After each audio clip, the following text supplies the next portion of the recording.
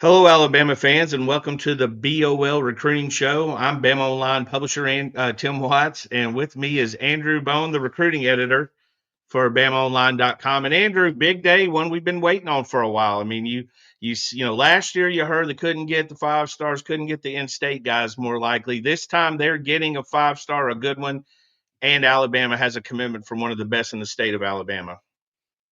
That's right. First five-star in-state commitment for Coach DeBoer since Ryan Williams. So big win there for Coach DeBoer, his staff, Robert Gillespie. They've recruited his EJ Xavier Kroll for a very long time.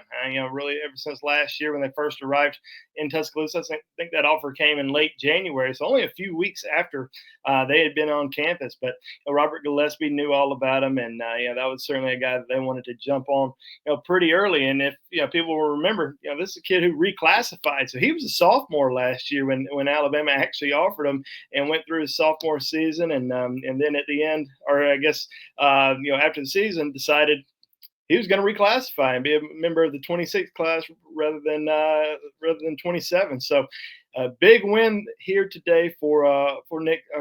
For Nick Saban, Hey, Nick Saban, let's be clear. yeah, hey, he was there. He's He's on the our one. mind. Yeah, He's he the was one that. the first. Hey, you know what? Everybody said he's the one that closed the deal anyway. Yeah, that's not true. But Nick But Saban certainly doesn't hurt. didn't hurt.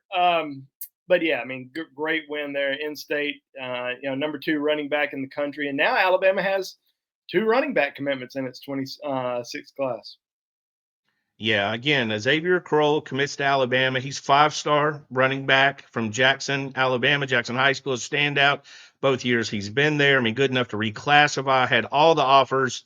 The ones that came down to were Texas pushed the hardest. Georgia wanted him, Auburn wanted him. But basically, this is a guy that could pretty much call any school he wanted and commit. And again, referring back to Nick Saban, we saw Coach Saban in town, took a picture with the Xavier. Pretty good showing right there. But I mean, Courtney Morgan, Kalen DeBoer, Ryan Grubb, all have been very hands on. And as you mentioned, Robert Gillespie's known him. That's the one thing we talk about with some of the continuation with the Freddie Roach or Robert Gillespie, even Christian Robinson, who recruited the South. They've all did a good job. But getting this guy on a Thursday, a little bit of drama, I think, because he was so quiet, but I think we felt pretty confident this whole time about him. I think every Alabama fan who follows recruiting has probably felt confident about Cross, for a long time. I mean, and it's hard not to when a kid names Alabama as his leader. Very early in the process, is pretty much said Alabama's in the driver's seat throughout, and comes to Tuscaloosa throughout the year. Spends multiple times days in a row on campus, and really has such a great relationship and connection with the coaching staff, players, and all that stuff. But it's more than that, as we all know. I mean, the NIL, the money game plays such a big factor in so many recruitments, and we've talked about this before. For these out-of-state programs that really want to come into the state of Alabama, they're going to have to throw some big numbers at these kids to make them consider and to make them potentially leave the state. And we knew that Texas was going all in there, especially after they missed out on an in-state five-star running back recently, KJ Edwards, who went to Texas A&M. They really shifted. Even though they had been recruiting Crawl for a long time, they really shifted the attention there. So we wanted to kind of get through the official visit weekend, kind of see where maybe things were in his head, where things were on Alabama side of things. Of course, you kind of cross-check with different people on the Texas side, the Georgia side, Auburn side, and whatnot. But we felt good about Xavier Kroll. I guess we put in that prediction on Tuesday afternoon, but everybody was wondering when we were going to do it. Yeah. But we wanted to kind of just wait, make sure, and when we make our predictions, we like to be at least as close to 100% confident as we can be. Yeah, we want to know we've checked every box we personally can, and this is an extensive checklist to begin with. But Kroll, 5'11", 210 pounds, rushed for over 50 touchdowns in his first 2 years. I think it's over 30, closing in on 4,000 career rushing yards in 2 years. Again, top 20 player nationally, number two running back, and a guy they have running backs in the past, but it's kind of been less praised running backs. Kroll's the biggest one in a while. Yeah, I mean they signed A.K. Deer a year ago, but and even though he was ranked the number 2 running back in the country, you still didn't hear about him as much as you really have with Crawl. And this is a guy that we've talked about since his freshman year. 2 years ago, but his freshman year, sophomore year, sophomore year was outstanding. Had over 1,900 yards rushing. I think 31, 32 touchdown rushing touchdowns during the season, but also led Jackson to a Class 4A state championship last year. So, there was a lot of attention on him, but the offers, they didn't just start after his sophomore season. They started when he was a freshman. I mean, that's how good he was during his freshman year, and people saw him. As you mentioned, 5'11", 210, 215 already as a 16-year-old. So he's got a lot of improvement still ahead. And Alabama coaches, the players on the team, I think everybody's really excited to get EJ on board today.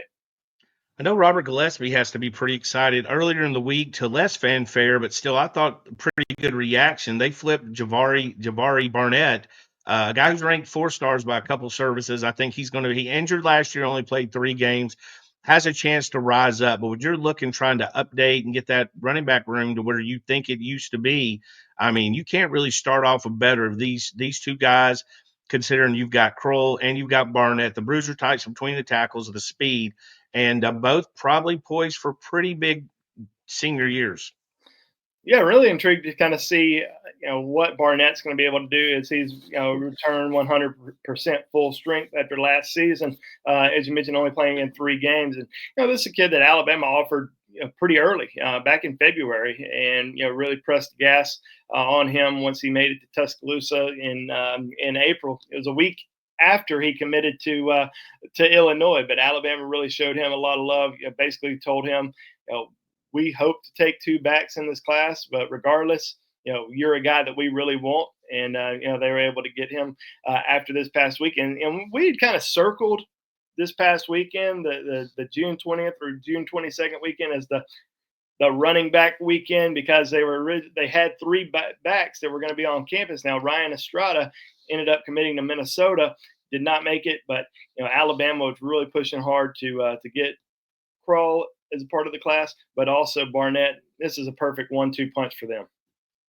This is quite the emotional roller coaster week for Alabama fans, if you think about it. On Monday, you had 3 guys they wanted. Kamari Brooks is one, Titan Davis is another. They really wanted commit to other schools, not shockers. I mean, those are schools that push for it, were in it. Then you saw a few 3 stars kind of got some reactions going. And now, you're leading off Thursday with the 5-star. Max Sutter is set to commit in a few hours. We'll be back here if he chooses Alabama, where our RPM and our prediction is. But it's a smorgasbord ahead. And we're not saying Alabama's getting every one of these, but guys Alabama's involved with, it's a smorgasbord of guys over the next week making commitments somewhere. Yeah, it could be a really exciting week for Alabama with several of these guys announcing decisions. I mean, you got Xavier Griffin, 5-star linebacker that's going to announce his commitment on Sunday. So that's one that a lot of people really paying close attention to. You got local linebacker Zay Hall going to announce his decision on Friday. I think that we feel pretty good about where things stand there. Said Morgan announcing on July the 2nd. You got Brian Williams Jr. Announcing on July the 1st. So could be a really big, exciting week for Alabama fans. I mean, before today, I think they were sitting at number 12 in the On3 team rankings. I haven't seen what they've moved up to now with Crawl on board. If they end up getting Sutter, they get a couple more of these guys. You could potentially be in the top 5 by this time next week. Oh, especially, I mean, you mentioned Xavier, who's a 5-star on Sunday, said second's the Wednesday, I believe. Top 50-ish. Nolan Wilson goes on Thursday. And Gyra. Jaira Edwards on Sunday. So there's a lot sat on Saturday. A lot is happening. If you remember, Bama fans should remember last year, this is kind of how the dominoes fell. And I know there's a little bit of wringing of hands when you miss on a recruit, but the one thing I think I'd say the most of is Bama planned on missing on some people. They didn't think they were going to bat 100 when they did that. By the way, while we got you here, do us a favor, hit that like and subscribe button. As soon as we finish this video, we're heading over to BamaOnline.com. You can try us for $1 for the first week. We will be on the round table the rest of the night, waiting on Max Sutter. A little bit of partying going on. If they go 2 for 2 on Thursday, we'll have some late night fun discussions. But Andrew, coming into this stretch, let's go back to Kroll a little bit. I mean, Texas tried to stay in it completely to the end. He took official visits to Georgia and he took official visits to Auburn. But again, we make jokes about it, but he went through his senior year, all 4 years instead of 3, he might have approached Ryan Williams levels of visiting the capstone. Yeah, right. There's a I lot. mean, there's a guy that has, I think there are 11 visit dates in our database. Might be 10, but he's definitely visited more than that, than what's been reported. I mean, he's been to Tuscaloosa so many times. Last year, this year, and as I mentioned, I mean, it wasn't just coming to campus and spending one day and then getting in the car and going home. He would spend the night often, especially during the spring visits. He visited. I think it was late March. Spent 2 days on campus, then came back for A-Day, which he was there, Friday and left Sunday morning. So, I mean, he knows the campus probably as well as Ryan does, or at least did when he was in high school. So, yeah, I mean, we always felt that going into the summer, that if we had to pick one guy we probably felt the most confident in was probably him. But you know what? We did that a few years ago with Peter Woods. I knew it. I knew you were bringing it up. and he ends up going to Clemson because he was telling all of us, Yeah. I'm going to Alabama. Well, I've he been loved. to I Alabama think. 200 times, but Yeah. things happen during these official visits, and things can change just like that. But you have to feel really good about what this staff was able to do with the EJ Kroll to not just today but throughout this entire recruiting process, knowing that all of these other schools were doing everything they can to pull him one either to Auburn or out of the state. But I think the out of state schools played a much bigger factor in his recruitment, especially Texas. Only advice we have for you is to soak it in and enjoy these moments. A lot of people rush to who's next, like a 6-year-old opening Christmas presents. We certainly understand that, but soak it in. 5-star, second 5-star of the 2026 recruiting class, and we do not think Alabama's done there. Again, you can find us on the Bama Online Roundtable if you want to. Give us a thumbs up and a like if you get a chance. If you enjoy this, there's that thumb. That's the world's famous thumb. And we appreciate your time and appreciate all of y'all being here. Andrew, get us out of here. Yeah, we'll see you guys on BOL. So come check us out. We'll have a lot of coverage on EJ and obviously a lot of the other guys that are going to be announcing. So come check us out on the BOL Roundtable. And if not, we'll see you on our next show.